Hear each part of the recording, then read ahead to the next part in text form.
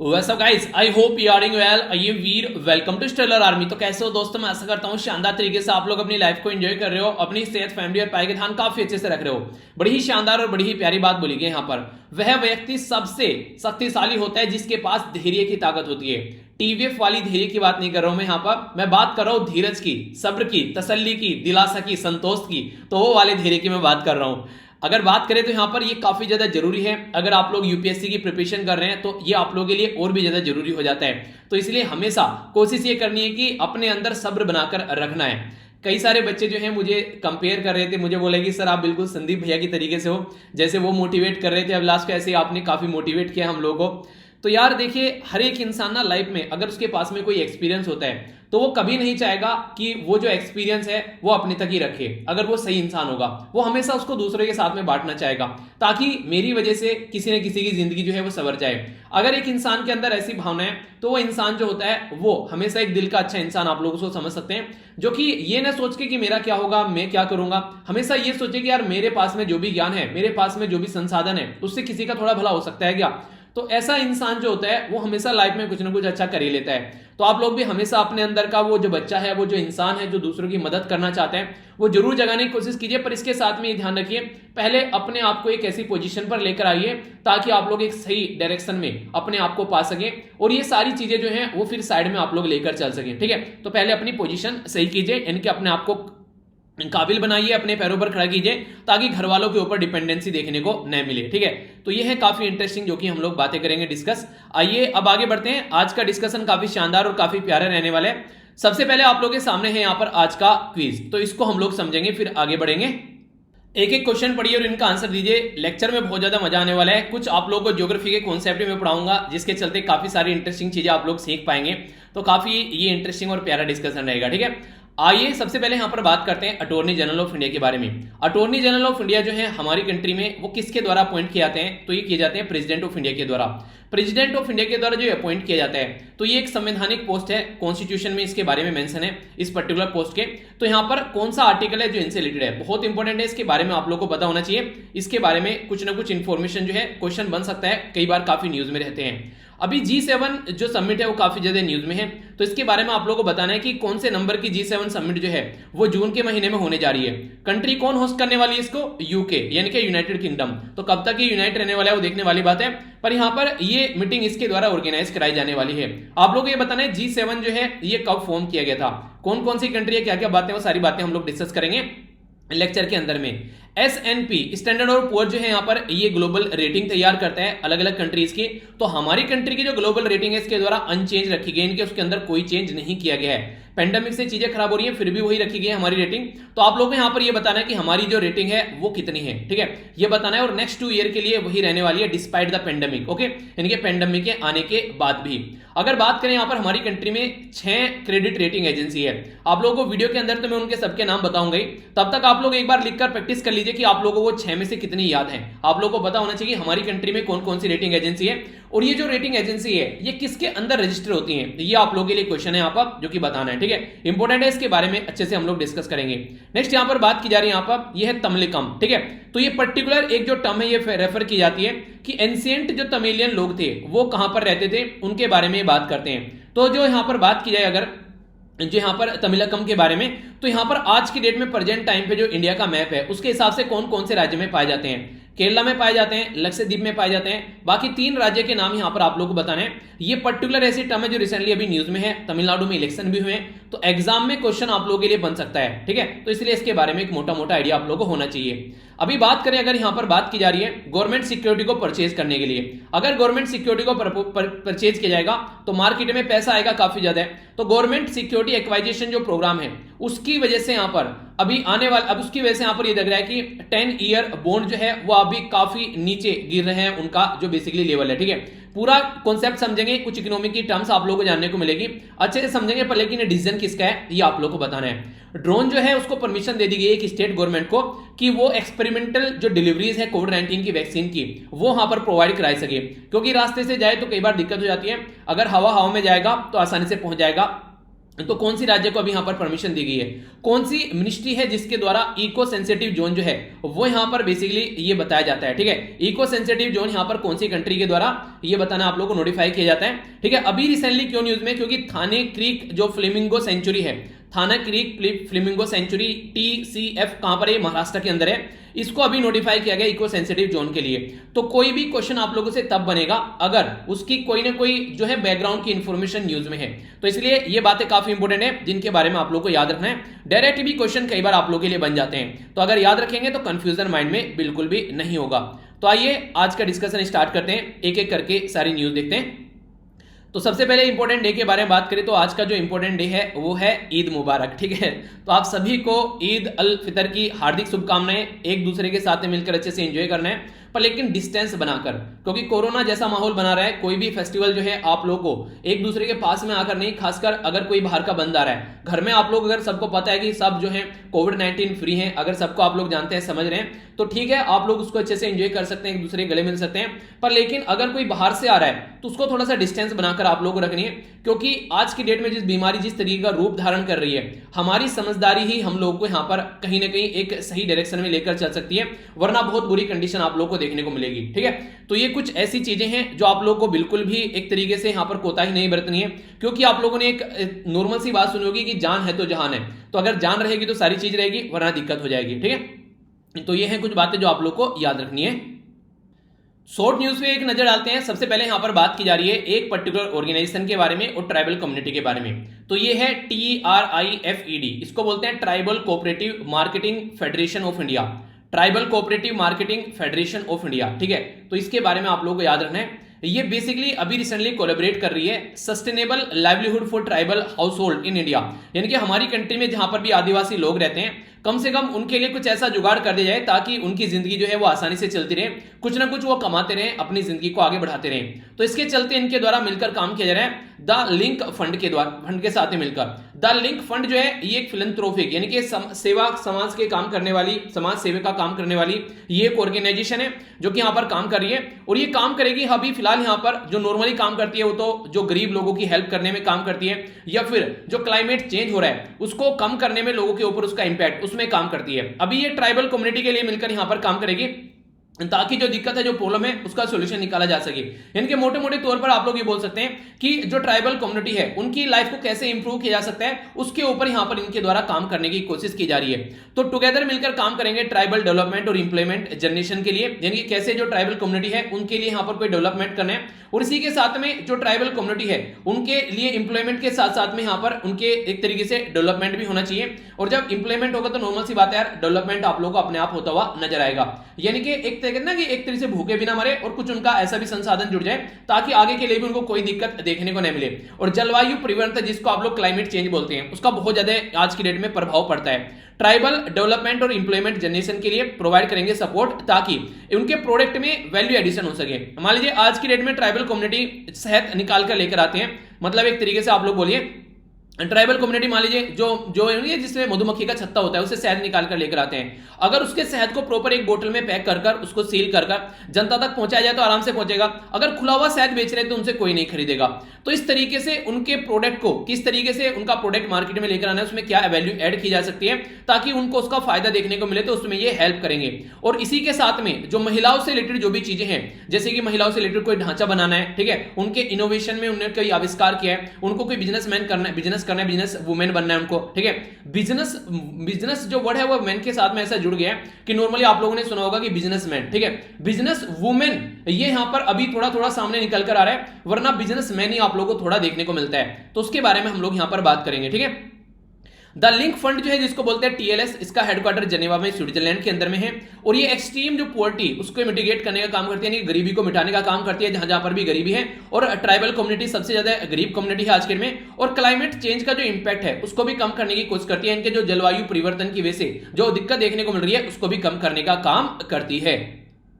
Next जो important news निकल कर आ रही है वर्ल्ड हेल्थ ऑर्गेनाइजेशन से रिलेटेड, जिसको शॉर्ट फॉर्म में आप लोगों ने सुना भी होगा, काफी ज्यादा न्यूज में भी यहाँ पर रहता है, उसको बोलते हैं WHO। ठीक है, तो वर्ल्ड हेल्थ ऑर्गेनाइजेशन यानी कि WHO के बारे में यहाँ पर बात की जा रही है और क्या क्या बातें इसके बारे में थोड़ा समझने की कोशिश करते हैं। वर्ल्ड हेल्थ ऑर्गेनाइजेशन के द्वारा अभी यहाँ पर इमरजेंसी अप्रूवल दे दिया गया है। यहाँ पर किसके लिए? यह मॉडर्ना कोविड-19 की जो वैक्सीन है उसको यहाँ पर अप्रूवल दिया गया है, क्योंकि एक तरीके से जो इंसान बच जाए उसको जितना ज्यादा बचाया जा सके उतना ज्यादा अच्छा है। mRNA जो वैक्सीन है यहाँ पर ये यूएसए की मैन्युफैक्चर की जा रही है और ये आगे चलकर एस्ट्राजेनेका, फाइजर, बायोनटेक और इसी के साथ में जॉनसन और जॉनसन, इनको भी यहाँ पर इसी तरीके से जल्दी लिस्ट किया जाएगा। WHO के द्वारा जल्दी यहाँ पर इनको भी एक तरीके से इसी कैटेगरी में लाया जा रहा है। mRNA में जो M है उसको क्या बोलते हैं? उसको बोलते हैं मैसेंजर। ठीक है, तो ये याद रखना, मैसेंजर RNA बोलते हैं इसको, mRNA शॉर्ट फॉर्म में। यहाँ पर ये जो वैक्सीन है ये एक तरीके से कहीं ना कहीं जो इन्फेक्शियस डिजीज है उससे निपटने के लिए हमारी हेल्प करेगी। जैसे यहाँ पर चाइना को यहाँ पर अप्रूवल दिया गया, ये है यहाँ पर सिनोफार्म। ठीक है, और इसी के साथ में सिनोवैक, तो यहाँ पर चाइना की दवाई है। ठीक है, अप्रूवल नहीं दिया गया, आने वाले टाइम में एक्सपेक्टेड है कि इनको जल्दी सिमिलर टाइप ऑफ अप्रूवल मिल जाए। यानी कि अलग अलग कंट्री ने काफी सारे अच्छे एक्सपेरिमेंट कर लिए हैं दवाइयों को सही लेवल पर लाने के लिए। तो इसी के चलते यहाँ पर मॉडर्ना की जो दवाई है वो भी मार्केट में अभी आप लोगों को देखने को मिलेगी। तो ये जो डोज है यहाँ पर लोगों को प्रोवाइड कराया जाएगा ताकि सिचुएशन जो है वो कोविड-19 की उसको कंट्रोल किया जा सके। ठीक है, तो ये एक इंपॉर्टेंट इन्फॉर्मेशन है। बाकी अगर बात की जाए वर्ल्ड हेल्थ ऑर्गेनाइजेशन के बारे में, जिसको शॉर्ट फॉर्म में आप लोग WHO बोलते हैं, ये काफी इंपॉर्टेंट ऑर्गेनाइजेशन है जिसका हेडक्वार्टर कहां पर है? ये है स्विट्जरलैंड के अंदर। स्विट्जरलैंड यानी कि जेनेवा में इसका हेडक्वार्टर है। और एक तरीके से अगर बात करें कि कब इसको बनाया गया था, इसको बनाया गया था 7 अप्रैल 1948 यानी कि 1948 में। इसीलिए 7 अप्रैल जो है हम लोग वर्ल्ड हेल्थ डे के रूप में सेलिब्रेट करते हैं। तो ये एक इंपॉर्टेंट फैक्ट है जो कि क्वेश्चन बन जाएगा। फिर बोले क्वेश्चन कहां से आ गया? तो भाई साहब यहां से आ गया। थोड़ा सा भी अगर आप लोगों ने ध्यान से सुना होगा तो क्वेश्चन को आप लोग अटेम्प्ट कर कर ले जाएंगे। ओके, तो ध्यान से सुनना है, कोई भी पॉइंट क्यों ना हो। रिसेंटली अभी हमारे बीच में एक पर्सनैलिटी नहीं रही जो कि हमारे farmer attorney general of India थे, उनका नाम था सोली सोराब जी। तो कोविड-19 की वजह से इनकी भी जान चलेगी और जो इनकी जो अभी ड्यूरेशन रहा इनका, यानी कि 1930 से लेके 2021 तक का इनका टाइम ड्यूरेशन रहा और ये काफी इंपोर्टेंट पर्सनैलिटी थे और एक इंडियन जूरिस्ट थे। इनके बारे में अगर बात करें 1971 में यहाँ पर इनके द्वारा जो senior advocate Bombay high court में यहाँ पर ये गए, इसके द्वारा सोलिसिटर जनरल ऑफ इंडिया 1977 से लेके 1980 तक ये रहे। इसके बाद में अटॉर्नी जनरल ऑफ इंडिया बन गए 1989 से लेके 1990 तक का, जिसके साथ में यहां पर इनका टाइम ड्यूरेशन आप लोग को अटॉर्नी जनरल का भी देखने को मिला। अगेन फिर यहां पर ये 1998 से लेके 2004 तक का अटॉर्नी जनरल बने। ठीक है, जब यहां पर जो भारतीय जनता पार्टी की गवर्नमेंट थी यहां पर अटल बिहारी वाजपेयी जी की अध्यक्षता में। आगे 2002 में इनको पद्म विभूषण दिया गया। पद्म विभूषण जो होता है ये 3rd हाईएस्ट अवार्ड है, इसके बाद में भारत रत्न आप लोग को देखने को मिलता है। ठीक है, तो पद्म विभूषण इनको दिया गया। इसी के साथ में डिफेंस, ये बात करते हैं यहाँ पर एक तरीके से जो फ्रीडम ऑफ एक्सप्रेशन के बारे में काफी बड़ा रोल इनका रहा, ह्यूमन राइट के बारे में काम किया गया इनके द्वारा। नेक्स्ट यहाँ पर जो सिटीजन जस्टिस कमेटी है, ठीक है, उसमें भी ये रिप्रेजेंटेटिव रहे। 1984 के जो एंटी सिख जो दंगे हुए हमारी कंट्री में, उसके चलते भी यहाँ पर उसमें भी यहाँ पर बेसिकली चीजों में देखने को मिले, यानी कि इनका पार्टिसिपेशन काफी लार्ज स्केल पर सामने निकल कर आया। तो काफी इंपॉर्टेंट पर्सनैलिटी थे, तो इनके बारे में भी आप लोगों से पर्सन स्पेसिफिक न्यूज पूछी जा सकती है। पूछ लिया जाता है कि ये पर्सन किस पर्टिकुलर एरिया से रिलेटेड था। ठीक है, तो उसके बारे में आप लोगों को एक मोटा मोटा ज्ञान होना चाहिए। तो इसी के चलते थोड़ा सा हम लोग समझेंगे। ठीक है, बात क्या की जा रही है? बात की जा रही है अटॉर्नी जनरल ऑफ इंडिया के बारे में। अटॉर्नी जनरल ऑफ इंडिया के बारे में हमारे संविधान में अलग से लिख रखा है आर्टिकल 76 के अंदर कि ऐसा कोई इंसान होना चाहिए अटॉर्नी जनरल ऑफ इंडिया का नाम से प्रेसिडेंट ऑफ इंडिया, जिसको अपनी इच्छा से अपने हिसाब से अपॉइंट यहां पर करेंगे। Attorney general of India chief legal adviser होते हैं, यानी कि सबसे बड़े लीगल एडवाइजर होते हैं। सुप्रीम कोर्ट में गवर्नमेंट को रिप्रेजेंट करते हैं एक तरीके से, जो सुप्रीम कोर्ट के अंदर में अगर गवर्नमेंट को रिप्रेजेंट करना है तो यही यहां पर करते हैं। क्वालिफाइड रहते हैं, सुप्रीम कोर्ट के जज के इक्विवेलेंट इनकी पावर रहती है। अटॉर्नी जनरल जो है इनको किसी भी कोर्ट में जाकर बैठ सकते हैं और पार्लियामेंट में भी कहीं पर भी जाकर ये किसी भी प्रोसीडिंग में पार्टिसिपेट कर सकते हैं, पर लेकिन वोट डालने का अधिकार इनको नहीं होता है। ठीक है, तो बिना वोट डालने के अधिकार के कहीं पर भी जाकर बैठ सकते हैं। और ये क्वेश्चन पता नहीं एग्जामिनर को क्यों इतना प्यारा है, पता नहीं कितनी बार ये क्वेश्चन पूछा जा चुका है कि ऐसा कौन सा पर्सन है जो सारे कोर्ट में इंडिया के अंदर जाकर बैठ सकता है। तो ये है attorney general of India, parliament की प्रोसीडिंग में पार्टिसिपेट कर सकता है बिना वोट डाले। तो ये भी काफी इंपॉर्टेंट, ये कई बार तो स्टेटमेंट बन जाती है क्वेश्चन के अंदर। अटॉर्नी जनरल ऑफ इंडिया जो है यहाँ पर ये अगर बात करें एक एग्जीक्यूटिव अथॉरिटी है, यानी कि एक तरीके से जो चीजों को इंप्लीमेंट करने का काम करती है, ठीक है। और ये फंक्शन जो होते हैं इनके परफॉर्म किए जाते हैं किसके अंदर, ये लॉ मिनिस्ट्री के अंदर में। बेसिकली हमारी कंट्री के पहले अटॉर्नी जनरल जो थे यहाँ पर एमसी सतलवाड़, यानी कि मोतीलाल सतलवाड़ का नाम आप लोगों ने सुना होगा। ये 1884 से लेके 1974 तक इनका जो टाइम ड्यूरेशन रहा, तो ये फर्स्ट अटॉर्नी जनरल थे हमारी कंट्री के, और लॉन्गेस्ट सर्विंग अटॉर्नी जनरल भी रहे 1950 से लेके 1963 तक का, यानी कि पूरे 13 साल तक अगर कोई आप लोगों से पूछे हमारी कंट्री में कौन अटॉर्नी जनरल रहा, तो वो यही पर्सनैलिटी थे। अटॉर्नी जनरल जो है उनको असिस्ट किया जाता है यहाँ पर सोलिसिटर जनरल ऑफ इंडिया और 4 additional solicitor general of India. तो टोटल मिलाकर 4, एक 5 और एक 6, यानी कि 6 नंबर की ये पोस्ट हो गई है, 6 मेंबर है यहाँ पर, और 76 यहाँ पर ये आर्टिकल है। तो ये वो बेसिक इंफॉर्मेशन है जो कि आप लोगों से एग्जाम में कई बार पूछ ली जाती है। यहां पर हम लोग बात करेंगे इंटरनेशनल न्यूज के बारे में, और जो ये न्यूज है ये रिसेंटली काफी ज्यादा न्यूज में है, यानी कि ये न्यूज है वो इंपोर्टेंट हो जाती है, कई बार बेसिक क्वेश्चन आप लोगों से बन जाते हैं। समझने की कोशिश करते हैं किसके बारे में बात की जा रही है। तो बात की जा रही है G7 कंट्रीज के बारे में। जैसे G20 कंट्री के ऊपर यूपीएससी के द्वारा क्वेश्चन पूछा गया, इसी तरीके से आप लोगों से आगे भविष्य में आप लोगों से प्रश्न पूछा जा सकता है G7 जो देश हैं उनके बारे में भी। जो यहाँ पर अगर विदेश मंत्री के बारे में बात करें तो उनकी अभी एक मीटिंग देखने को मिली। G7 ग्रुप में कौन कौन है, तो याद रखिएगा 3 तो कंट्री वो हैं जो कि यूएन की परमानेंट मेंबर है, यानी कि यूएसए हो गया, इसी के साथ में यूके हो गया, और नेक्स्ट यहाँ पर कौन हो गया, यूएसए, यूके और फ्रांस, ठीक है। तो 3 कंट्री तो ये हो गए। इसी के साथ में यहाँ पर जर्मनी है जो कि सबसे पावरफुल कंट्री मानी जाती है नॉर्मली यूरोप के अंदर में, और जापान, ठीक है, जो कि एशिया के अंदर में काफी पावरफुल कंट्री मानी जाती है। जर्मनी और जापान है, और बाकी एक इटली बच गया जो कि काम चलाने वाला है, और कनाडा जो कि यूएसए के ऊपर पड़ता है मैप में, आप लोगों को देखने को मिलेगा, ठीक है। तो इस तरीके से जापान से ये भी क्वेश्चन पूछा जा सकता है कि यूरोप से, जो यहाँ पर ये एक यूरोपियन ग्रुप है वैसे तो, पर लेकिन मैक्सिमम यहाँ पर जो कंट्री है यूरोप से, पर लेकिन एक एशियन कंट्री भी है, तो वो कौन सी है, वो है जापान, ठीक है। तो ये इसके बारे में आप लोग याद रखना। तो ये जो मीटिंग है अभी यहाँ पर इनकी लंदन में हुई, यूके के अंदर में, तो ये अगर कोई मिनिस्टर की मीटिंग होती है उसका बेसिक पर्पज ये होता है कि आगे चलकर लीडर मिलेंगे और वो लीडर के लिए खाका तैयार करते हैं कि आगे कैसे चीजों को लेकर चला जाएगा। तो 47वीं G7 की मीटिंग यहाँ पर ये होने वाली है। तो जैसे G7 बनता है, ठीक है, तो यहाँ पर उसकी 47वीं मीटिंग होने वाली है। तो आप लोग सोच सकते हैं कि जी को थोड़ा सा ऐसे कर दो, 4 बन गया और 7 है, तो ये 47 मीटिंग होने वाली है G7 की, ठीक है। तो ये कहां पर होगी, ये होगी जून में यूके यानी कि यूनाइटेड किंगडम के अंदर में।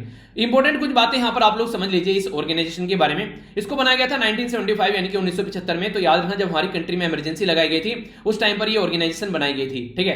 तो ये इंपॉर्टेंट एक फैक्ट आप लोग कनेक्ट कर सकते हैं। इसी के साथ में जो डिस्कशन किया जाता है यहाँ पर कि ग्लोबल इकोनॉमी कैसे चल रही है, इंटरनेशनल सिक्योरिटी के बारे में, एनर्जी के बारे में कैसे बातें करनी है, तो ये ऑल ओवर वर्ल्ड के बारे में कई सारी ऐसी बातें यहाँ पर करते हैं ताकि सिचुएशन को सुधारा जा सके। इनके द्वारा अभी कई सारे लोगों को एज ए गेस्ट के तौर पर भी इन्वाइट किए गए, जैसे ऑस्ट्रेलिया आने वाला है, इंडिया आने वाला है। तो नॉर्मल सी बात है ऑस्ट्रेलिया और इंडिया तो आने था, क्यों, क्योंकि क्वाड ग्रुप के मेंबर हैं यहाँ पर अभी जापान और यूएसए, और इसी के साथ में ऑस्ट्रेलिया और इंडिया, और इनको सपोर्ट किया जा रहा है यूरोपियन यूनियन के द्वारा भी। साउथ कोरिया भी यहाँ पर रहेगा, साउथ अफ्रीका भी यहाँ पर रहेगा। इसी के साथ में ब्रुनई, जो ब्रुनई दारुसलाम है यहाँ पर, ठीक है, ब्रुनई, ठीक है। तो ये चेयर भी है यहाँ पर आसियान कंट्री का, जो कि यहाँ पर association of south east Asian nation है। तो टोटल मिलाकर 10 मेंबर हैं यहाँ पर ये। तो इनका एक जो बेसिकली यहाँ पर चेयरपर्सन है वो भी यहाँ पर आएगा। आसियान मेंबर के बारे में अगर कोई आप लोगों से बात करें तो यहां से देखिएगा ये टोटल मिलाकर 10 आप लोगों को आसियान मेंबर यहां पर देखने को मिलते हैं, ठीक है। तो कंफ्यूज मत होना इसको लेकर, इसके बारे में आप लोग कई बार बता चुका है। तो क्वेश्चन एक आप लोग बताइए, आसियान जो ये ग्रुप बनाया गया था ये एक डिक्लेरेशन के थ्रू बनाया गया था, उस डिक्लेरेशन के 2 नाम हैं जो मैंने कई बार आप लोग को बताए हैं। चलिए नाम तो आप लोग बताइए कम से कम एक ही, पर लेकिन ये बताइए किस ईयर में वो डिक्लेरेशन आया था, ठीक है। तो ईयर आप लोगों को बताना है, ठीक है। आगे बढ़ते हैं। यहां पर बात की जा रही है कि रसिया जो है, अब क्या क्या डिस्कस करेंगे यहां पर। एक तो रसिया का इरेस्पॉन्सिबल और एक तरीके से डिस्टेबलाइजिंग जो बिहेवियर है आज के में, रसिया के द्वारा क्या हरकतें की जा रही है। रसिया के द्वारा अभी यूक्रेन के अंदर यहां पर जो पर्टिकुलर कई सारी हरकतें की जा रही हैं। क्रीमिया उसके द्वारा हथिया लिया गया था, आप लोगों को पता है क्रीमिया हथिया गया था इसके द्वारा 2014 में। तो ये क्रीमिया जब रसिया के द्वारा हथिया लिया गया, अब यहां पर इसके अलावा और भी कई सारी प्रॉब्लम क्रिएट करने की कोशिश रसिया के द्वारा की जा रही है। तो ये क्रीमिया ये वाला पोर्शन है, यहां पर ये आप लोगों को रसिया देखने को मिलेगा। तो इस पर्टिकुलर लोकेशन के बारे में यहां पर बात की जा रही है। तो सिचुएशन को कैसे नॉर्मल किया जाए उसके ऊपर काफी फोकस है यहां पर यूरोपियन कंट्री का, क्योंकि रसिया के जो व्लादिमीर पुतिन है वो भाई साहब एक ऐसे इंसान है जो कि कभी भी सिचुएशन को नॉर्मल करने में नहीं, नॉर्मल से एबनॉर्मल करने के लिए मैक्सिमम टाइम जाने जाते हैं। आप लोगों ने देखा होगा वो इंसान जो है किसी के सामने झुकता नहीं है, चाहे कुछ भी हो जाए। ये आप लोगों लोगों को अलग बिहेवियर देखने को मिलेगा, चाहे अपनी गलती कितनी क्यों ना हो। अगर बात करें चाइना के बारे में, चाइना भी आज के दिन में कुछ ऐसे ही रवैया दिखाया जा रहा है। जो यहाँ पर चाइना के अंदर जिनजियान वाला जो रीजन है, यहाँ पर काफी लार्ज स्केल पर मुस्लिम डोमिनेटेड जो एरिया है, मुस्लिम कम्युनिटी जो है, उनके ऊपर काफी वायलेंस चाइना के द्वारा किए जा रहे हैं। इसी के साथ में तिब्बत के अंदर अगर बात करें तो यहाँ पर भी आप लोगों को कई सारी ऐसी चीजें देखने को मिलेगी जहां पर चाइना सप्रेस करने की कोशिश करता है। उघर कम्युनिटी के बारे में बात की जा रही है, इनको टारगेट किया जाता है। हांगकांग के बारे में अगर बात कीजिए तो हांगकांग को अपने कंट्रोल में लेने की कोशिश की जा रही है और इसी के साथ में हांगकांग की जो डेमोक्रेसी है उसको भी छीनने की कोशिश की जा रही है। तो बेसिक लॉ के हिसाब से यहां पर काम नहीं कर रहे हैं, क्योंकि 1997 में आप लोगों को याद होगा जब मैंने आप लोगों को पढ़ाया भी था, ये 1997 में यहां पर यूके के द्वारा हांगकांग जो था वो दे दिया गया था किसको, ये चाइना को, क्योंकि चाइना के काफी पास में यहां पर आप लोगों को देखने को मिलेगा हांगकांग, ठीक है। तो चाइना को यहां पर दे दिया गया था। तो जब ये हांगकांग दिया गया उस टाइम पर बोला गया था कि आप लोगों को बेसिक लॉ फॉलो करना है। उसका मतलब ये था कि कंट्री तो एक ही रहेगी चाइना, पर उसके अंदर सिस्टम दो रहेंगे। क्या सिस्टम दो रहेंगे, यानी कि चाइना के अंदर तो डेमोक्रेसी नहीं है पर हांगकांग के अंदर एक प्रॉपर डेमोक्रेसी है, तो उसको आप लोग इंटरफेयर नहीं करेंगे। पर लेकिन चाइना तो चाइना है, जब तक यहां पर जो चिंगचोंग यहां पर उल्टी सीधी हरकतें नहीं करते तब तक सीधी नहीं होंगी चीजें। तो अभी चाइना के द्वारा यहां पर ये हरकतें की गई है, तो अभी इनके द्वारा हांगकांग को भी अपने कंट्रोल में लेने की कोशिश की जा रही है, जो कि सोचने वाली बात है। नेक्स्ट अगर बात करें मिलिट्री जो कूप है, ये यहां पर अभी देखने को मिला, बेसिकली इसको कू बोलते हैं। वैसे मिलिट्री जो कू है म्यांमार के अंदर देखने को मिला, तो उसको भी डिस्कस करेंगे। उसी के साथ में इंडो पैसिफिक रीजन में क्या क्या दिक्कत है उसके बारे में भी ये बात करने वाले हैं। इनका फोकस क्या रहता है कि इंडो पैसिफिक जो रीजन है, यानी कि इंडिया और जो पैसिफिक ओशियन का जो रीजन है, ये वाला रीजन अगर मैं आप लोगों को बोलूं इसमें कैसे शांति बना के रखनी है, तो रूल ऑफ लॉ होना चाहिए। यानी कि ऐसा नहीं कि कोई कंट्री आकर दादागिरी चलाने लगे, सबके लिए इक्वल यहां पर रूल रहेगा। डेमोक्रेटिक वैल्यूज फॉलो करनी चाहिए। टेरिटरी इंटीग्रिटी यानी कि दूसरे के एरिया में जाकर अपनी दादागिरी दिखा रहे हैं। ट्रांसपेरेंसी रहनी चाहिए ताकि एक पारदर्शिता बनी रहे, ठीक है। प्रोटेक्शन करना है ह्यूमन राइट को इंसानों की तरीके से ट्रीट करना है। फंडामेंटल जो फ्रीडम है वो होनी चाहिए। चाइना ये बोलता है ना कि ये मेरा एरिया, यहां से कोई आएगा तो उसकी खैर नहीं है, तो वो हरकतें नहीं होनी चाहिए। पीसफुल रिजोल्यूशन होना चाहिए डिस्प्यूट का। अगर किसी की लड़ाई भी चल रही है तो शांति में मिलाकर आप लोग उसका सोल्यूशन निकालो। तो ये भी यहां पर बेसिक इनका पर्पज रहता है कि ये सारी चीजें होनी चाहिए। इंटरनेशनल रूल बेस्ड जो ऑर्डर है उसका मतलब ये होता है कि ऑल ओवर वर्ल्ड में जो एक पैटर्न फॉलो किया जा रहा है यार वो सब फॉलो करो। ऐसा नहीं है कि ये बोल रहे हैं कि यार अभी तो होली सेलिब्रेट करनी है, नहीं होली नहीं, हम तो दिवाली सेलिब्रेट करेंगे, हमारा मन ही नहीं है होली सेलिब्रेट करने का, ऐसा नहीं है। उससे लोग आपको बेवकूफ बोलेंगे, ठीक है। आप लोग सेलिब्रेट तो कर सकते हैं पर लेकिन आप लोगों को बोला जाएगा कि यार ये तो बेवकूफ इंसान है, कब क्या करना है तो वो नहीं कर रहा है उस हिसाब से। तो इसी तरीके से एक रूल बेस होना चाहिए कि हाँ जब होली सेलिब्रेट करें तो आप भी होली कर लो, जब दिवाली करें तो दिवाली करो, ईद कर रहे हैं तो ईद कर लो, दशहरा कर रहे हैं तो दशहरा कर लो, क्रिसमस कर रहे हैं तो क्रिसमस कर लो। यानी कि ईद के दिन दशहरा, दशहरे के दिन क्रिसमस और क्रिसमस के दिन ईद सेलिब्रेट की जा रही है। तो एक जो पैटर्न है वो टूटता हुआ नजर आएगा। तो international law, regional security, trade जो एग्रीमेंट है और इसी के साथ में जो इमिग्रेशन प्रोटोकॉल और जो कल्चर एग्रीमेंट है, इनके ऊपर भी फोकस देकर यहां पर चलना है ताकि ऑल ओवर वर्ल्ड में शांति बनाकर रखी जा सके। यानी कि ये वो कंट्री है जो सबको साथ में लेकर चलने की कोशिश करती है और जहां पर भी कोई दिक्कत होती है उसका सोल्यूशन निकालने की कोशिश इनके द्वारा की जाती है। तो यह है इसके बारे में बेसिक इंफॉर्मेशन। यहां पर जो बात की जा रही है नेशनल न्यूज के बारे में। और न्यूज क्या है उसको समझ लेते हैं। अभी स्टैंडर्ड एंड पुअर ग्लोबल जो रेटिंग एजेंसी है उसके द्वारा हमारी रेटिंग जो बताएगी वो बोला गया BBB, यानी कि इसके द्वारा जो रेटिंग दी जाती है, जैसे कि ए हो गया, AB हो गया, AAA, BBB, इस तरीके से इसके द्वारा रैंकिंग दी जाती है। तो हमारी रैंकिंग जो इसके द्वारा BBB बोली गई और अगले आने वाले 2 साल के लिए भी बोला जा रहा है यही रहने वाली है, भले ही हमारी कंट्री में पेंडेमिक क्यों ना हो, ठीक है। तो ये इसके द्वारा फिक्स कर दी गई है। स्टैंडर्ड एंड पुअर जो ग्लोबल रेटिंग एजेंसी है, नाम याद रखिएगा S&P, यानी कि स्टैंडर्ड एंड पुअर, ठीक है। ये वन ऑफ द लार्जेस्ट एक क्रेडिट रेटिंग एजेंसी है, जो कि काफी बड़ी क्रेडिट रेटिंग एजेंसी है। और इसके द्वारा जो भी यहां पर कंपनीज को रेटिंग दी जाती है, जैसे कि A से AAA से ये D तक अपनी रेटिंग देती है। तो इसके बेस पर काफी इंपॉर्टेंट यहां पर ये समझा जाता है कि यहां पर अगर D की साइड में रेटिंग चल रही है तो इसका मतलब ये कि वो इकोनॉमी जो है इन्वेस्टमेंट करने लायक नहीं है। तो इसका मतलब ये है कि अगर मैं आप लोगों को बता दूं कि हाँ यार यहां पर जाकर आप लोग पढ़ाई कर सकते हैं और यहां पर आप लोग पढ़ाई न करें, ठीक है। तो इसका मतलब हो गया मान लीजिए मैं कोई रेटिंग तैयार करनी स्टार्ट कर दूं कि ये वाले एजुकेशनल इंस्टीट्यूशन काफी अच्छे हैं और ये वाले जो है कुछ कम है और ये वाले इससे कुछ कम है और ये वाले बिल्कुल नहीं पढ़ने, यहां पर तो बिल्कुल ठगा जा रहा है, ठीक है।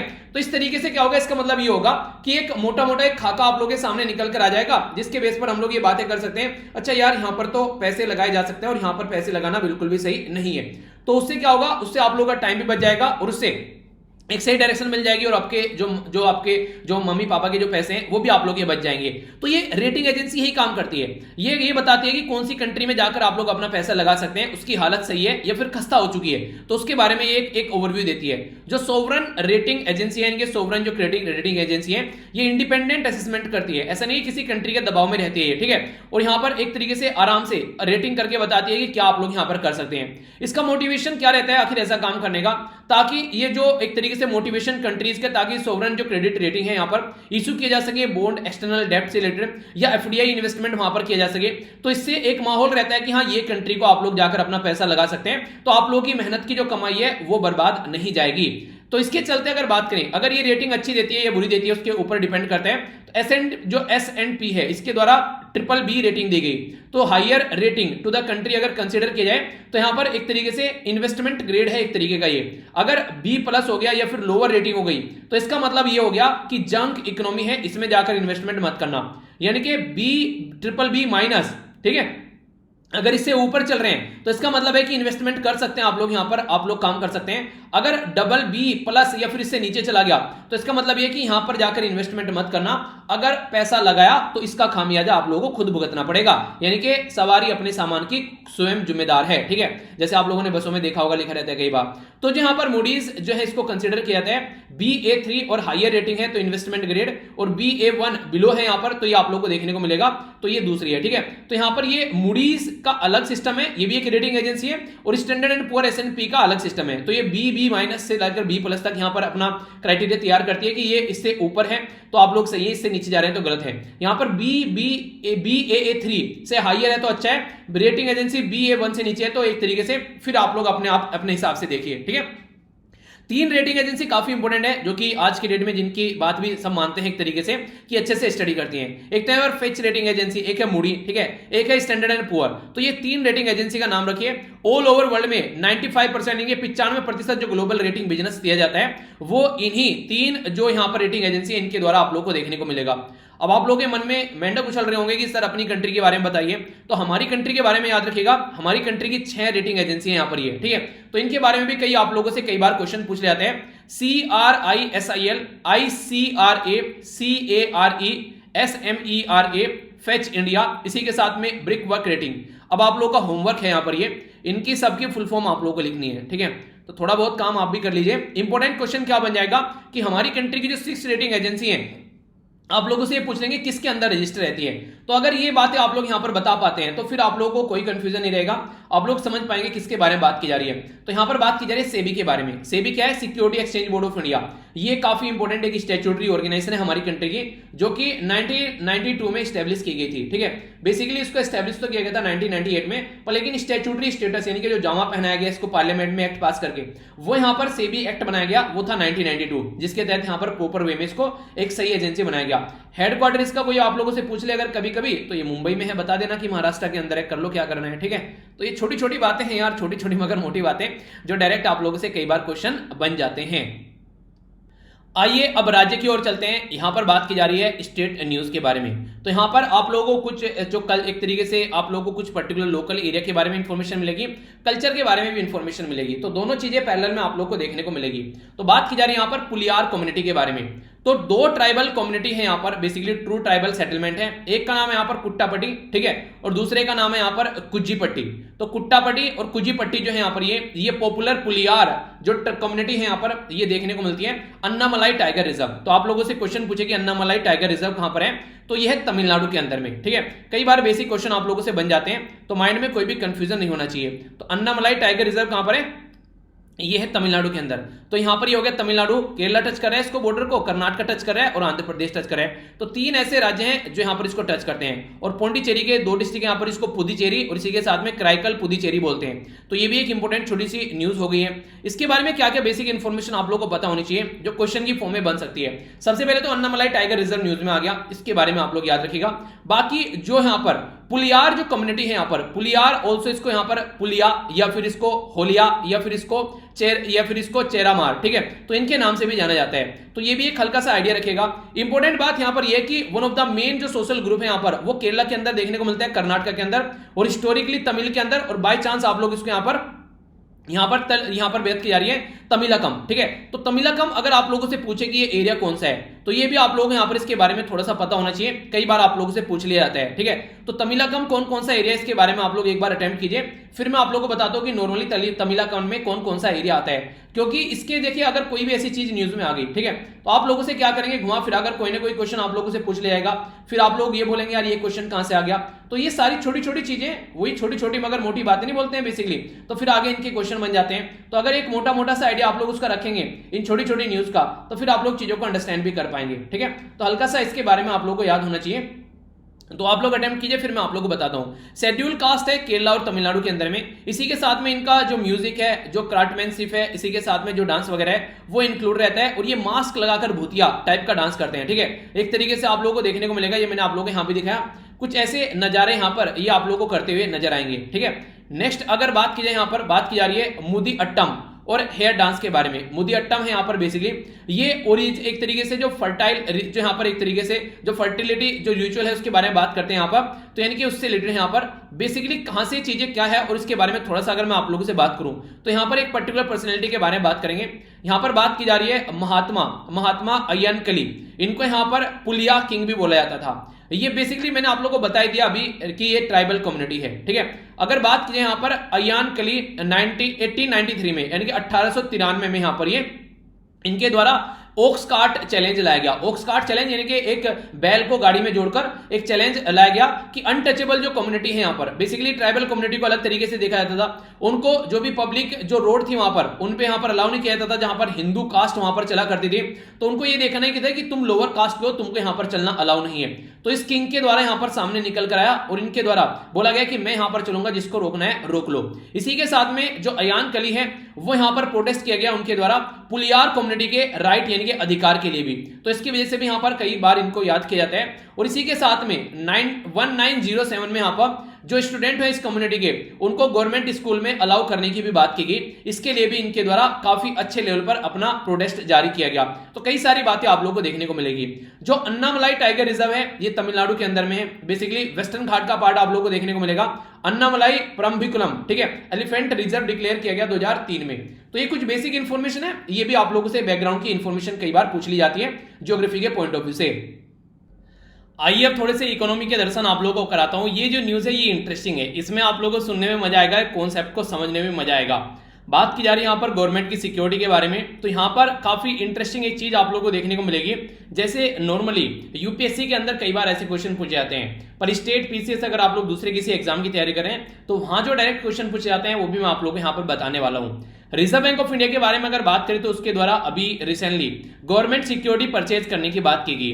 तो जिस तरीके से उसके द्वारा गवर्नमेंट सिक्योरिटी परचेज करने की बात की गई, तो ये जो ऑपरेशन कई बार जो रिजर्व बैंक ऑफ इंडिया के द्वारा चलाए जाते हैं ये ओपन मार्केट ऑपरेशन की कैटेगरी में आते हैं, कि यहाँ पर जो गवर्नमेंट सिक्योरिटी खरीदते हैं और पब्लिक में जो पैसा आता है और फिर उसके अलावा इसका वाइस वर्सा भी किया जाता है। यानी कि एक तरीके से यहाँ पर उसके वाइस वर्सा भी करते हैं कि क्या करते हैं यहाँ पर कि एक तरीके से यहाँ पर आप लोग ये समझिए कि सिक्योरिटी को बेचने का काम करते हैं जब मार्केट से लिक्विडिटी खींचनी होती है। अब आप लोगों को एक छोटा सा उदाहरण मैं देता हूँ। हमारी जो किसान है उन्होंने खेतों में गेहूं बहुत ज्यादा उगाया, यानी कि जो वीट है वो बहुत ज्यादा देखने को मिला। अब वीट जो है वो मार्केट में आ गया, तो मार्केट में जब वीट आ गया तो उसका प्राइस बढ़ेगा या फिर घटेगा, तो आप लोग ये बताइए, बढ़ेगा, इंक्रीज होगा या फिर डिक्रीज होगा। यानी कि इंक्रीज होगा तो आई लिखिए और डिक्रीज होगा तो डी लिखिए। इससे आप लोग समझ पाएंगे इनकी कॉन्सेप्ट क्या है यहाँ पर, जो रिसेंटली अभी मैं आप लोगों को आगे बताने जा रहा हूं, ठीक है। यहाँ पर बात की जा रही है कि अगर मार्केट में गेहूं आ जाते हैं तो उसका प्राइस एक तरीके से डिक्रीज होगा, क्यों? क्योंकि बहुत ज्यादा गेहूं मार्केट में हो गए हैं। अब यहाँ पर अगर मार्केट में गेहूं कम आए, पैदावार कम हो, यानी कि मानसून बुरा हो, तो इससे क्या होगा, मार्केट में गेहूं कम आएंगे तो इससे क्या होगा, उनका प्राइस जो है वो बढ़ जाएगा। सेम यही फंडा यहां पर किया जाता है इंप्लीमेंट, ठीक है। अभी यहां पर बात की जा रही है, हुआ क्या, अभी 10 ईयर जो यहां पर जीएसटी जो है अगर बात करें उनके बारे में, तो उनके ऊपर जो ओवरऑल इंटरेस्ट है, अगर उनको सारी चीजों को समझने की कोशिश करें तो कैसे ये बढ़ रही है और कैसे घट रही है, उसके बारे में मैं आप लोगों को कॉन्सेप्ट बताना चाहता हूं यहां पर। तो बॉन्ड यील्ड क्या होती है, एक तरीके से जब पैदावार ज्यादा होगी, इसका मतलब बॉन्ड की जो है एक तरीके से ज्यादा मार्केट में आप लोगों को चीजें देखने को मिलेगी, तो उसका जो बॉन्ड का प्राइस जो है वो आप लोगों को कम होता हुआ नजर आएगा। तो यही दिखाया गया जैसे जैसे बॉन्ड की यील्ड बढ़ रही है तो यानी कि एक तरीके से प्राइस जो है उसका डाउन हो जाएगा, क्योंकि मार्केट में बहुत ज्यादा अवेलेबल है। जैसे जैसे बॉन्ड जो है वो उसकी जो यील्ड है वो घटनी स्टार्ट हो जाएगी, यानी कि मार्केट में गेहूं कम होंगे तो उसका प्राइस जो है वो बढ़ जाएगा। यही कॉन्सेप्ट यहां पर फॉलो किया जाता है अगर आप लोग देखिए तो, ठीक है। तो बॉन्ड किस तरीके से यहां पर, एक तरीके से जो बॉन्ड होता है नॉर्मली ये एक तरीका होता है मार्केट से पैसा उठाने का, कंपनी के द्वारा अपने बॉन्ड बेचते हैं, ठीक है। तो मार्केट में बॉन्ड बहुत ज्यादा होंगे तो उनका प्राइस डाउन होगा, पर मार्केट में बॉन्ड बहुत कम होंगे तो उनका प्राइस जो है वो बहुत ज्यादा होगा। तो इस तरीके से आप लोग अंडरस्टैंड कर सकते हैं, यानी कि वाइस वर्सा आप लोगों को चीजें देखने को मिलेगी। तो इसलिए यहां पर ये काफी ज्यादा जरूरी है कि इनके बीच में एक बैलेंस बना रहना चाहिए। तो रिसेंटली अगर बात करें हम लोग, रिजर्व बैंक ऑफ इंडिया के द्वारा यहां पर कुछ ऐसे स्टेप उठाए गए जिसकी वजह से ये इंपैक्ट अभी देखने को मिल रहा है। रिजर्व बैंक ऑफ इंडिया का बेसिकली जो एम है हमेशा ये रहता है ताकि जो यील्ड है उसको लोअर रखा जाए, ताकि मार्केट में बॉन्ड के प्राइस अच्छे खासे रहे और कोई भी कंपनी अगर पैसा उठाना चाहती है, फिर गवर्नमेंट पैसा उठाना चाहती है तो ढंग से उसको पैसा मिल सके। तो एक तरीके से अगर बॉन्ड की जो यील्ड है अगर वो बढ़ जाती है तो आप लोगों को पता है उसकी वैल्यू जो है वो कम हो जाएगी। तो इसलिए यहां पर इसमें एक बैलेंस बनाने की कोशिश की जाती है। अगर बॉन्ड की यील्ड डिक्रीज हो जाती है तो सीधा सीधा क्या है कि यहां पर मार्केट में उसकी प्राइस जो है वो बढ़ जाएगी। तो ये कॉन्सेप्ट आप लोग समझिए। कूपन रेट एक शब्द यहां पर यूज किया गया, इसका मतलब क्या होता है? इसका मतलब होता है कि रेट ऑफ इंटरेस्ट जो कि पे किया जाता है बॉन्ड इश्यूअर के द्वारा, खासकर जो उसकी सरफेस वैल्यू होती है, एक तरीके से फेस वैल्यू बोलिए आप लोग। जैसे आज के दिन में आप लोगों के पास में कोई 100 रुपीज का, क्या छोड़िए आप लोग 2000 रुपए का नोट है आप लोगों के पास में, ठीक है, 2000 रुपए का नोट है, पर लेकिन अगर उस पे से आप लोग नॉर्मली गवर्नमेंट के द्वारा ये रेस्पॉन्सिबिलिटी दी जाती है कि आप लोग कहीं भी लेकर जाओगे 2000 रुपए का नोट है, पर लेकिन क्या रियलिटी में उस 2000 रुपए के नोट को बनाने के लिए 2000 रुपए लगे हैं? नहीं, वो ऐसा ही होगा कोई ज्यादा से ज्यादा 50-100 रुपए में वो पूरा नोट तैयार हो गया होगा, पर लेकिन उसकी वैल्यू कितनी है? उसकी वैल्यू है 2000 रुपए। तो ये फेस वैल्यू आप लोगों को देखने को मिलती है। तो यहां पर बोला जा रहा है कि कूपन रेट क्या होता है कि रेट ऑफ इंटरेस्ट जो पे किया जाता है बॉन्ड इश्यूअर के द्वारा ऑन द फेस वैल्यू, उसकी फेस वैल्यू के ऊपर उसको कूपन रेट कहते हैं, ठीक है। तो ये सारे छोटे छोटे से कॉन्सेप्ट है, कई बार डायरेक्ट आप लोगों से एग्जाम में पूछ ले जाते हैं, तो कोई कंफ्यूजन आप लोगों के माइंड में नहीं होना चाहिए। आगे जो न्यूज है यहां पर आप लोग इसको हेल्थ भी बोल सकते हो और इसको टेक्नोलॉजी भी बोल सकते हो, दोनों ही कैटेगरी की न्यूज में आप लोग इसको काउंट कर सकते हो, क्योंकि अभी रिसेंटली यहां पर तेलंगाना गवर्नमेंट के द्वारा एक्सपेरिमेंटल तौर पर जो कोविड-19 की जो दवाइयां हैं उसको डिलीवर करने की बात की जा रही है ड्रोन को यूज करके, ठीक है। तो जो ड्रोन नॉर्मली आप लोगों ने देखा होगा मूवीज में भी कई बार यहां पर जो यूज किया था उसी ड्रोन की बात की जा रही है। उरी द सर्जिकल स्ट्राइक आप लोगों को याद है, 2 गरुड़ा जो ड्रोन था वहां पर जो यूज किया गया था, तो वो एक ड्रोन था एक तरीके का। तो इसी के चलते यहां पर अभी इसी के बारे में बात की जा रही है। मिनिस्ट्री ऑफ सिविल एविएशन के और इसी के साथ में directorate general of civil aviation के द्वारा अभी यहां पर ग्रांट किया गया कंडीशन एग्जेम्पशन, ताकि ड्रोन को डिप्लॉय किया जा सके गवर्नमेंट के द्वारा। खासकर तेलंगाना गवर्नमेंट को अभी यहां पर ये परमिशन दी गई है कि वो ड्रोन को इस तरीके से दवाई देने के लिए, दूर दराज इलाकों में दवाई पहुंचाने के लिए भी यहां पर इसको यूज किया जा सकता है। तो जो ड्रोन है यहां पर ये काफी अब अच्छे टाइम पर यहां पर काफी सारे लोगों को फायदा पहुंचा सकता है। जो विजुअल लाइट ऑफ साइट है, यानी कि एक विजुअल जो रेंज है उस तक यहां पर ये इसको चीजों को प्रोवाइड कराने की कोशिश की जाएगी। परमिशन जो है ये एक तरीके से छूट दी जा रही है, यहां पर ये वैलिड रहेगी यहां पर जब तक यहां पर 1 ईयर तक या फिर फर्दर जैसे ऑर्डर नहीं आ जाता है तो तब तक ये परमिशन ग्रांट यहां पर की गई है। तो देश के अंदर ये एक अच्छा एक माहौल नहीं है फिलहाल के टाइम पर, तो उस सिचुएशन को कंट्रोल करने के लिए गवर्नमेंट के द्वारा ये स्टेप उठाए जा रहे हैं। अगर बात करें यहां पर अर्लियर इस मंथ अगर बात करिए तो इंडियन काउंसिल ऑफ मेडिकल जो रिसर्च है उसके द्वारा भी सिमिलर जो परमिशन है वो ग्रांट की गई थी, ताकि जो कोविड-19 की जो दवाई है वो लोगों तक प्रोपर वे में सही टाइम पर पहुंचाई जा सके। कोविड-19 वैक्सीन की जो डिलीवरी है यहां पर ये कोलैबोरेट किया जा रहा है आईआईटी कानपुर के साथ में, ताकि दूर दराज वाले एरिया में भी जहां पर ट्रांसपोर्ट की फैसिलिटी अच्छी नहीं है वहां पर भी आप लोग इसको लेकर जा सके। लिमिटेड ह्यूमन का एक्सपोज होगा, अगर आप लोग समझिए, यानी कि अगर हम लोग ड्रोन यूज करें तो उससे फायदे क्या क्या, अगर उसको मैं आप लोगों को समझाने की कोशिश करूं, सबसे पहले तो जो भी सिटीजन है उसके द्वार पर दवाई पहुंच जाएगी। दूसरा, जो इंसान है उसको बाहर नहीं जाना पड़ेगा तो कोविड-19 की चपेट में नहीं आएगा। तीसरा, अगर बात की जाए तो हर एक इंसान तक जहां पर गाड़ी नहीं जाती है, कोई रास्ते नहीं है, वहां पर भी आप लोग दवाइयां पहुंचा सकते हैं। इसी के साथ में अगर थर्ड जो अगर बात की जाए यहां पर इंप्रूव करेगी मेडिकल सप्लाई, जो यहां पर अगर बात करें यहां पर वैक्सीन जो एक्सपेक्टेड है यहां पर वो मिलियंस ऑफ लोगों तक यहां पर पहुंचा पाएंगे, ठीक है, तो बिना ट्रांसपोर्ट की हेल्प से। आप लोग ये समझिए, तो आम के आम और गुठलियों के दाम वाली बात यहां पर नजर आ रही है। अगर इस टेक्नोलॉजी को ढंग से यूटिलाइज किया जाता है तो यहां पर काफी कुछ इंप्रूवमेंट होता हुआ नजर आएगा। आप लोग की क्या राय है इसके बारे में, अगर आप लोगों से पूछ रहे हैं तो आप लोग अपनी राय बता सकते हैं। कॉन्सेप्ट काफी इंटरेस्टिंग है, अगर ज्योग्राफी में थोड़ा सा भी आप लोगों का इंटरेस्ट है तो आप लोगों को ये काफी मजा आने वाला है सुन के, ये जो नेक्स्ट न्यूज आप लोगों के सामने आने वाली है।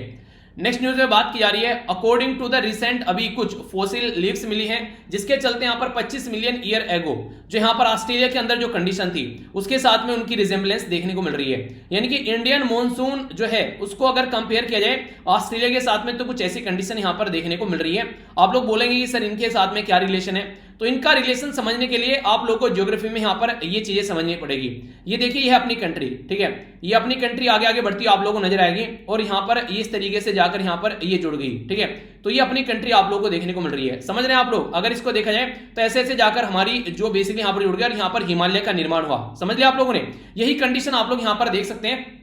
सिचुएशन बेसिकली है कि आज की डेट में जो सिस्टम आप लोग देखते हैं, ये ज्योग्राफी में कभी एक छोटा सा गोला हुआ करता था, ऐसे टूटकर चीजें आगे बढ़ी और फिर यहां पर चीजें बन गई। आप लोग यहां पर इसको अंडरस्टैंड कर सकते हैं। एक टाइम ऐसा था यहां पर इंडिया जो है और मेडागास्कर, आप लोग समझ सकते हैं ये दोनों एक साथ में अटैच थे, लेकिन इंडिया टूटकर यहां पर चला गया आगे और यहां पर यहीं कहीं रह गए, यहीं कहीं रह गया, ठीक है। तो जो ये गोंडवाना था, जो नॉर्मली आप लोगों ने कई बार ज्योग्राफी में इसके बारे में पढ़ा होगा, तो यहां से चीजें निकल कर आई और जैसे इंडिया आगे बढ़ा तो यहां पर 33 सी हुआ करता था, जिसे आप लोग कहते हैं हिमालय निकला है। तो वो हिमालय कैसे निकला है, तो ये आप लोग यहां पर देखते हैं, ये हिमालय ऐसे बना है यहां पर, अगर आप लोग इसको देखेंगे, ये देखिए, ठीक है। तो जो ये रेड रेड अभी यहां पर जब जाकर जुड़ता है तो ये यहां से जो निकलता है यहां पर, ये पर्टिकुलर ऐसे हिमालय बना है जो कि आज के डेट में आप लोगों को देखने को मिलता है। तो ये सिचुएशन यहां पर इस तरीके से क्रिएट हुई है। तो ऑस्ट्रेलिया जो था, जो आप लोग यहां पर ये ऑस्ट्रेलिया देख रहे हैं, अगर इनिशियली आप लोग इसको देखेगा, आप लोग यहां पर देखिए, ये देखिए, पहले यहां पर ये हो गया ऑस्ट्रेलिया और ये हो गया इंडिया, तो दोनों एक जगह हुआ करते थे, ठीक है। फिर ऑस्ट्रेलिया यहां पर पहुंच गया और इंडिया यहां पर पहुंच गया। तो इस तरीके से अगर ऑस्ट्रेलिया में कुछ ऐसी सिमिलरिटी पाई जाती है तो इसका मतलब ये है कि एक टाइम पर ये दोनों जो थे एक जगह पे हुए थे, एक ही पार्ट थे यहां पर, अब दोनों अलग अलग हो गए यहां पर। तो इस तरीके से अगर वहां पर कोई चीजें पाई जाती हैं जो उस टाइम से पुराने टाइम तक आज तक अगर कंपेयर करेंगे तो वो एक सिमिलरिटी आप लोगों को यहां पर नजर आएगी। कॉन्सेप्ट समझ में आ रहा है? यानी कि एक तरीके से आप लोग बोलिए, दो अगर भाई हैं, ठीक है, तो वो कितने भी अलग क्यों ना रह लो, पर लेकिन उनमें सिमिलरिटी आप लोगों को देखने को मिलेगी अपने पेरेंट्स की, उनके अंदर जो जीन्स है अपने पेरेंट्स के आप लोगों को देखने को मिलेंगे। तो ये कॉन्सेप्ट आप लोगों ने ज्योग्राफी में पढ़ा होगा। तो इसी के बेस पर यहां पर अभी ऑस्ट्रेलिया और इंडिया के अंदर कुछ चीजें पता लगाने की कोशिश की जा रही है। तो यहां पर अगर बात करें पास्ट जो डायनामिक्स देखने को मिल रहे हैं, तो मॉनसून जो है, क्लाइमेट जो मॉडलिंग है फ्यूचर का, उसका हम लोग कुछ परसेप्शन यहां पर बना सकते हैं। जो फॉसिल लीव्स जो यहां पर अभी मिली है उनको एनालाइज किया जाएगा, यहां पर जियोलॉजिकल एज है उसको एनालाइज किया जाएगा। तो इसके चलते हमारी कंट्री में अगर डेक्कन वोल्केनो जो बेसिकली आज की डेट में बात करें, नेक्स्ट यहां पर ईस्टर्न गारो जो हिल है जो मेघालय के अंदर, ठीक है, नेक्स्ट यहां पर बात करें गुरहा माइंस है राजस्थान के अंदर, माकुन जो यहां पर जो कोलफील्ड है आसाम के अंदर। पहले तो इनके बारे में याद रखिएगा कहां कहां पर ये लोकेटेड है, क्वेश्चन बन जाते हैं। तो कहीं ना कहीं ये सारी चीजों को जब एनालिसिस करेंगे तो कई सारे रिजल्ट आप लोगों के सामने निकल कर आएंगे कि जो फॉसिल लीव है इंडिया के अंदर वो अडेप्ट करती है ऐसा ही बिल्कुल जैसा ऑस्ट्रेलिया के टाइप का जो मॉनसून आप लोगों को देखने को मिलता है। तो वहां पर जो चीजें उसी तरीके की चीजें आप लोगों को दिखाती हैं। तो करंट इंडियन मॉनसून के बारे में नहीं बात की जा रही है, पुराने टाइम पर जो इंडिया का मॉनसून था उसकी स्टडी यहां पर की जा रही है, जो कि आज की डेट में ऑस्ट्रेलिया में आप लोगों को देखने को मिलता है। तो इसका मतलब ये कि दोनों एक टाइम पर एक जैसे एक जगह हुआ करते थे, इसीलिए दोनों पर एक जैसी चीजें यहां पर देखने को मिली है।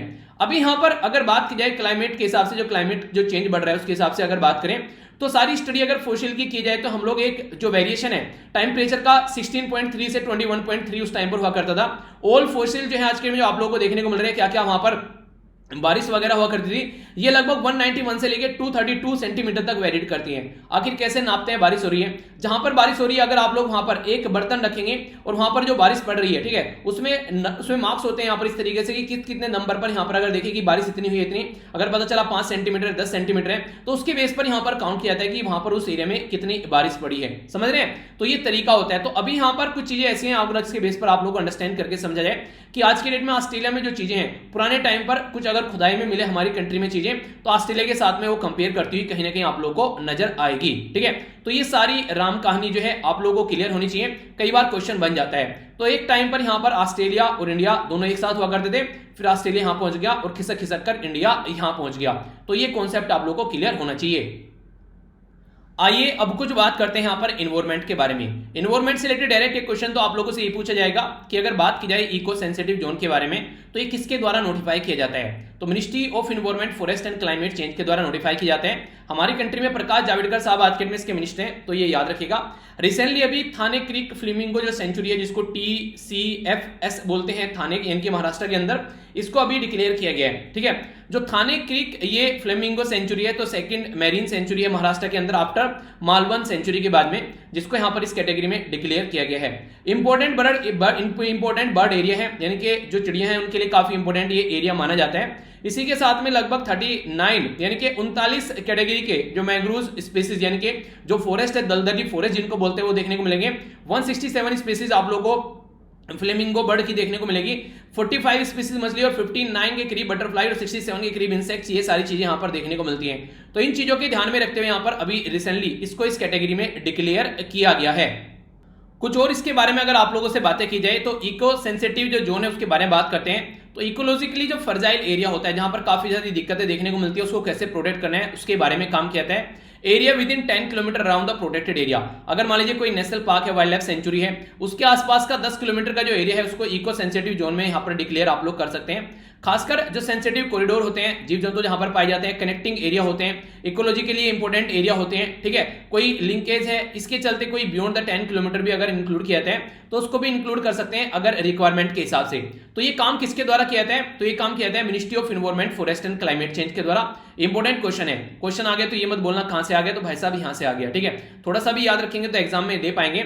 और यहां पर अगर किसके हिसाब से ये काम किया जाता है तो इन्वायरमेंट प्रोटेक्शन एक्ट 1986 यानी कि 1986 का जो एक्ट है उसके हिसाब से यहां पर ये डिक्लेयर किया जाता है ministry of environment, forest, climate change के द्वारा। इको सेंसिटिव जो जोन है यहाँ पर ये बफर एरिया का काम करता है चीजों को प्रोटेक्ट करने के लिए और रिड्यूस करता है जो डेवलपमेंट प्रेशर है यहाँ पर वाइल्ड लाइफ सेंचुरी के ऊपर या नेशनल पार्क के ऊपर, क्योंकि डेवलपमेंट के टाइम पर इन्वायरमेंट को हम लोग कहीं ना कहीं भूल जा रहे हैं, तो वो याद दिलाते हैं यहाँ पर ये पर्टिकुलर एरिया। इंपॉर्टेंट पर्सनैलिटी के बारे में बात की जा रही है, एक महान पर्सनैलिटी के बारे में, तो क्वेश्चन आप लोगों से एग्जाम में पूछा जा सकता है पर्सन इन न्यूज की कैटेगरी में, ठीक है, कि ये इंसान जो है किस फील्ड से रिलेटेड है और क्या चीजें इसके बारे में, तो कुछ बातें आप लोगों से पूछी जा सकती है। बात की जा रही है किसके बारे में? सत्यजीत रे के बारे में, ठीक है। तो पहचानो कौन में अगर डाला जाए कोई पहचान सकता था यहाँ पर, तो इस तरीके से भी आप लोग थोड़ा सा चेहरे अगर याद रखेंगे तो विजुअल तरीके से आप लोग लंबे समय तक चीजों को याद रख पाएंगे। इनका जो टाइम ड्यूरेशन था ये 2 मई 1921 से लेके यानी कि 2021 से लेके इनका जो टाइम ड्यूरेशन था 23 अप्रैल 1992, ठीक है, तो ये ड्यूरेशन था इनका। तो रिसेंटली अभी अगर बात करें 1921 में, अभी यहां पर इनको पूरे 100 साल हो गए अगर बात करें 2021 में कंपेयर करके, ठीक है, यानी कि 2021 में पूरे 100 साल हो गए। तो अभी यहां पर हमारी country ministry of information and broadcasting जो है उसके द्वारा यहां पर एक साल लंबा यहां पर प्रोग्राम सेलिब्रेट करने की बात की जा रही है अपने देश के अंदर भी और विदेशों के अंदर भी।